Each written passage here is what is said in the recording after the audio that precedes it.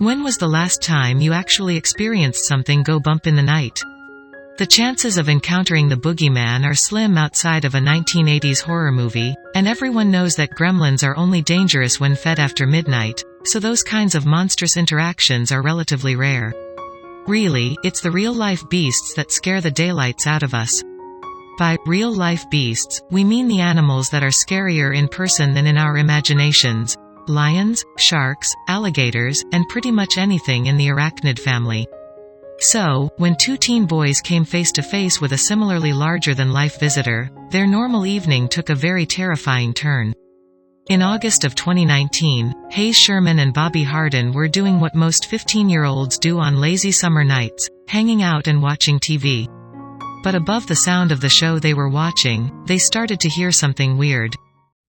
Before we begin, make sure to smash that like button, subscribe to our channel, click the notification bell to be inspired by these heartwarming stories every day. Beep, beep, beep. Hayes immediately recognized the sound as coming from his refrigerator, which beeped when it was left open for too long. Figuring his mom was in the kitchen, he didn't think much about it. But then he heard it again. Beep, beep, beep. He and Bobby looked at the clock, 12:30 a.m. It was much too late, Hayes realized, for his mom to be making a snack.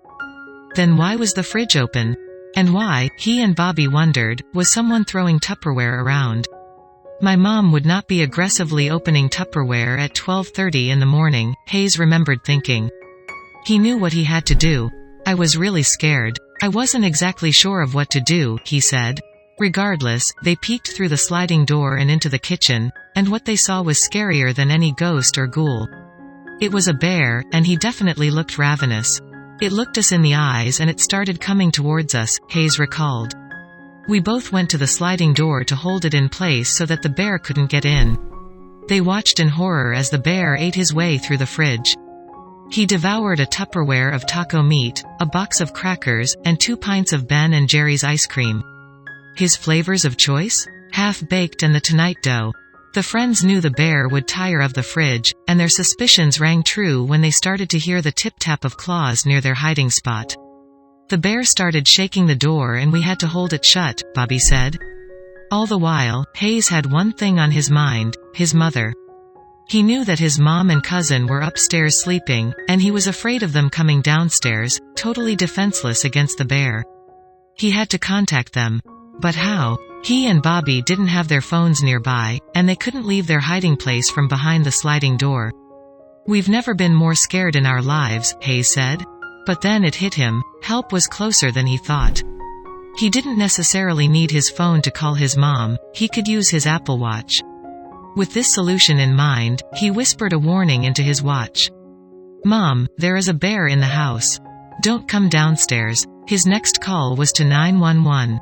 It was very difficult, because I was whispering to 911 on my watch in a very dark room while trying to hold the door closed so the bear couldn't get in, he said.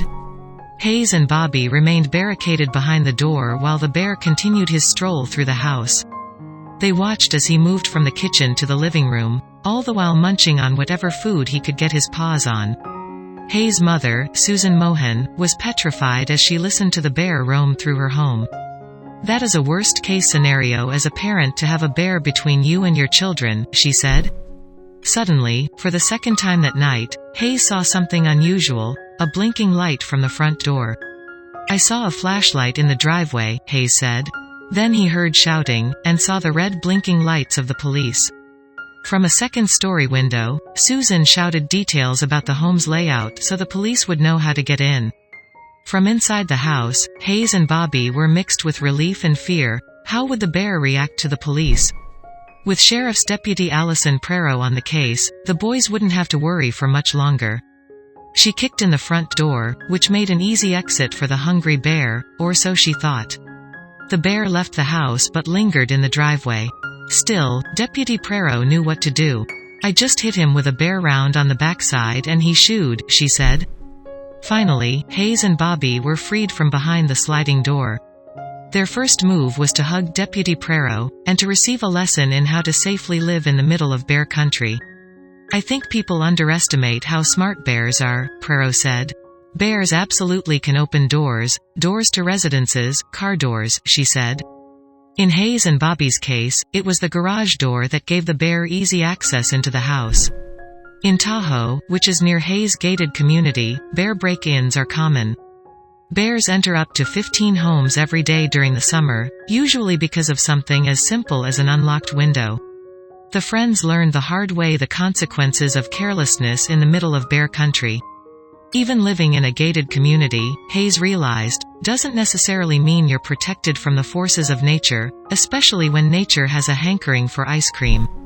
Meanwhile, on the other side of the country, Floridians Bob and Linda van der Herchen were dealing with their own deadly intruder. Curious sounds were leaking from their attic, and, at first, it didn't bother them too much. Now, upon hearing a bizarre noise coming from the vacant space just above your head, you might think about racing to get the house checked out. But Bob van der Herchen isn't like you, he isn't like most people.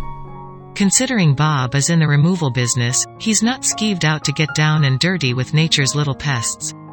He just wasn't motivated to get down and dirty with the one not paying rent in his attic. He usually works with bees, but Bob's no exterminator. Bob owns the Bob van der Herchen Bee Removal and Rescue Company, which aims to humanely remove honeybees from people's properties and relocate them to a safer space. It's an important job since bees play a vital role in our ecosystem. In fact, Bob cares so deeply about respecting bees that he's visited schools to share the story of his company and the importance of bees with eager children. Bob knows bees, and he knew there weren't any queens or trusty drone bees infesting his attic. I didn't think much of it. I thought maybe it was rats, the bee expert said when asked about why he never thought to go up into the attic and see for himself. Luckily, there was someone else who was a bit more curious. Bob and Linda's son, Adam, was a real worrywart. While his parents leisurely ignored the rustling above their noggins, Adam himself couldn't take it anymore, especially considering his bedroom was directly underneath the attic. Tired of letting his own imagination run away with him, Adam knew it was time to get to work on solving this problem. He went to investigate the repetitive commotion, which led him to the utility room. Done, done, done. While in the utility room, Adam looked above him, having witnessed blurred movement through the old slats of the ceiling. He got a quick peek at the dreaded infiltrator and was shocked. He sure wasn't expecting a guest of this caliber. Adam rushed to tell his mother what he saw in the attic, which led her to take the frightening matter to Facebook. Linda posted a status that exclaimed, "Home alone? Maybe, maybe not." When Bob finally decided to involve himself in this game of Clue, he witnessed the squatter as well, but this time on camera. Needless to say, the footage would have given John Carpenter a run for his money. The Van der Herchen family eventually resorted to calling animal control, but by the time an officer arrived to their home, the creature had already ventured far away from the ceiling opening, making the officers' attempts to retrieve the invader a failure. Despite the failed capture mission, the Sarasota animal control officer saw enough to relay to the Van der Herchens that their uninvited guest was, in fact, a giant, potentially dangerous snake. Gasp. The officer identified the slithering serpent as a diamondback rattlesnake, whose venom packs an often fatal punch. In the eloquent words of this animal control officer, "That's a big old boy right there, that guy will kill you." We couldn't have said it better ourselves. If animal control couldn't snatch the deadly snake, then who could? The Van der Herchens even contacted their fearless, daredevil nephew to put him up to the challenge, but his attempts led to defeat as well. That's when the family had one last idea. They contacted Mark Lampart, a friend of a friend, via Facebook. Mark is no stranger to fearsome predators, as he's posed with some of the world's most dangerous specimens on multiple occasions, making him the right guy for this job. He took on the mission with full force, dedicating several hours to finding the pesky viper. When he discovered a large piece of dry, shed skin lying around the attic, Mark concluded that the snake was living with the Van der Herchens for quite some time. After what felt like a never-ending battle of mammalia versus reptilia, Mark, the snake whisperer, nabbed the snake's tail and yanked it from the ceiling's insulation. It turns out that the animal control officer wrongfully identified the culprit. It was just a Colombian red-tailed boa constrictor. While the reptile is still considered dangerous, it's not venomous. Boas have sharp fangs, but it's their bodies that pose a danger. They use their muscles to restrict oxygen intake and blood circulation of other animals. So how did this big boy get in the Van der Herchen attic? Well, younger boas are semi-arboreal, meaning they can climb trees. Animal Control said it got on the roof from tree branches, Linda disclosed to her Facebook friends. Thankfully, no one was wounded by the likely escaped exotic pet. If we have anything to say, it's that the Van der Herchens should demand that boa hand over years' worth of rent. Snakes all over Florida are getting bolder. In the Sunshine State, they've made their homes where they shouldn't, and none more so than the Burmese python. They will eat anything from mice to adult deer, and as of a couple of decades ago, nobody in Florida even knew about them. As their name suggests, the reptiles are native to Asia's tropics, but they were now running wild all over the Everglades. Scientists theorize that following the destruction of Hurricane Andrew, pythons escaped from a zoo and bred like wildfire. Frank Mazzotti didn't know quite where the snakes came from, but he was determined to stop them from spreading into densely populated areas, like Miami. The biologist swore to throw everything in the kitchen sink at them. But would that be enough? Everglades locals tried all kinds of tricks to root out the serpents. They put snake-sniffing dogs out in the marshes and even set loose radio-equipped Judas snakes to hopefully reveal their home base. The pythons only continued to grow. Word got around that the reptiles took over an abandoned Nike missile site. While that in and of itself didn't threaten anyone, Floridians feared that if left unchecked, the pythons would breed at an incredible rate. Who knew? It could have only been a matter of time until the snakes expanded beyond the missile base and started showing up in places that were more personal. The stakes were dire, but Frank learned of one group that could help. Deep in the forests of southern India, the Irula people have mastered snake catching. They see it as an art and take the practice incredibly seriously, even after India has slapped strict regulations on snake trading. In recent years, the Irulas have captured poisonous reptiles for the purpose of producing antivenoms. Clearly, there was nobody on Earth more qualified. But how could Floridians convince this tribe to help a community on the other side of the world? Frank and his herpetologist pals managed to make contact with the Irulas, and to their surprise, the snake catchers showed interest in helping them.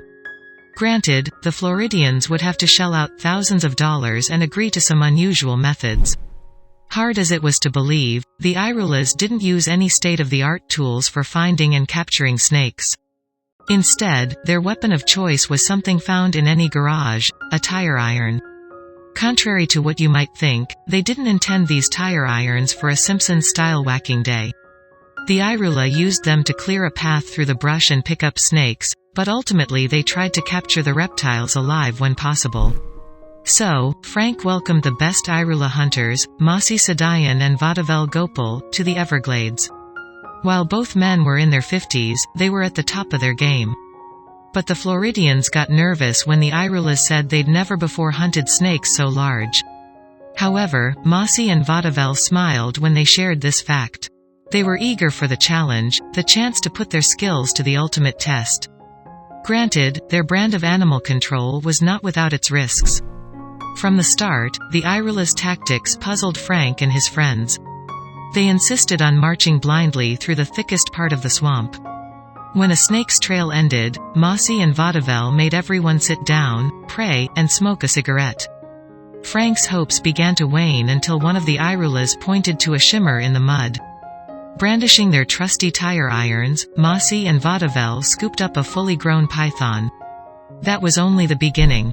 With a few more captures under their belts, the Irulas fearlessly plunged into an old missile shaft where herpetologists spotted a nest.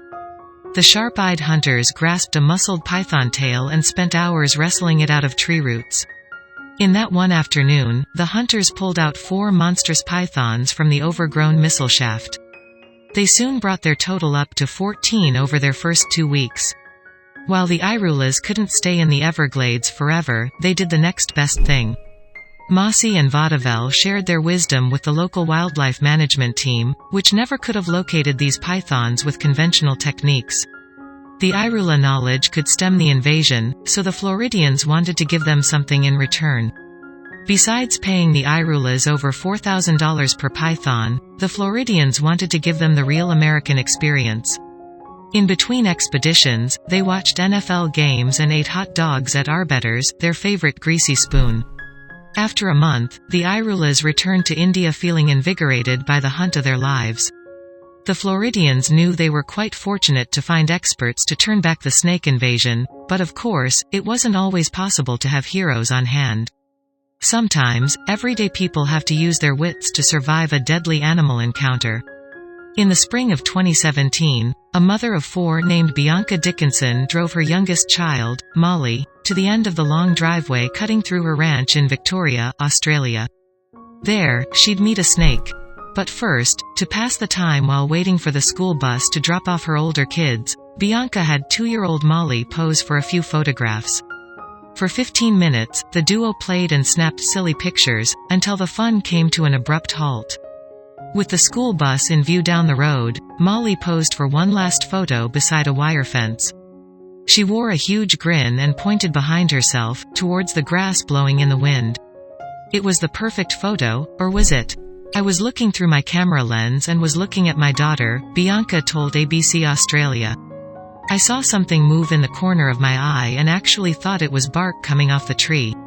But it wasn't bark. What Bianca first assumed to be tree bark was actually an eastern brown snake, aka the second most venomous snake in the entire world. And it was slithering right behind her little girl. Venom from the eastern brown snake can paralyze victims and make their blood so thin that it seeps through their pores. Without immediate treatment, a single bite from this critter can send you to an early grave, and it has enough venom to kill 20 adults. So it was no surprise Bianca's insides twisted into a cold heap when she saw one of these snakes just inches away from her baby girl. I think the snake was touching her boots, Bianca said. It was that close. But what could she do? All my instincts wanted to run and pick her up and scream and run away, Bianca said. However, that move, she knew, could have had deadly repercussions. If she did that, there was a chance the snake would feel threatened and strike. Complicating the situation, Bianca had to convey to her daughter that there was a big, deadly snake behind her and not to make any sudden movements or take any violent steps backward. So what did the mother do? She just froze. In doing so, she communicated non-verbally to Molly that she should do the same. Luckily, Bianca said, she copied me. And the snake? Much to Bianca's relief, the eastern brown snake slithered away, leaving Molly unharmed. As it disappeared into the tall grass, the school bus dropped off her 3 older children. But Bianca's panic hadn't subsided yet. I just started yelling at my other 3 kids to get in the car, she said. I got in the car and I was shaking. And who could blame her? Her kids immediately noticed she wasn't quite right. While on the drive back up the driveway, her 13-year-old daughter, Imogen, far left, asked, "What happened? Did you see a snake, Mum?" Bianca nodded. Yes, she told the kids, and it was at least 2 meters. Her kids didn't buy it. Oh Mum, it wasn't that big, Imogen said. But naturally, Mother knew best. Back at home, she pulled out her camera and showed her kids the venomous reptile that had come within inches of their little sister. And it shook them all. After seeing just how close Molly had come to the wrong end of a snake, Bianca's older 3 kids didn't want to go outside anymore. Worse, in showing the kids the photos, Bianca uncovered another nasty shock. She'd been taking pictures of Molly for a while before the school bus showed up, and when she reviewed those photos, she learned just how long the snake had been in striking distance. The eastern brown snake posed beside Molly in 3 photos. In the aftermath, Bianca couldn't look at those now infamous photos and didn't sleep well for weeks. Every time I shut my eyes I see that big snake and what could have happened, she said. I see Molly being taken away in an ambulance. But how did the 2-year-old react to her brush with death? Well, when Bianca showed her daughter the photo, the toddler considered it for a moment. And then she said the funniest thing. "That's me," Molly said gleefully, pointing at herself, blissfully unaware of the snake in the photo. Bianca couldn't help but laugh. At least one of her kids wouldn't end up scarred by the moment.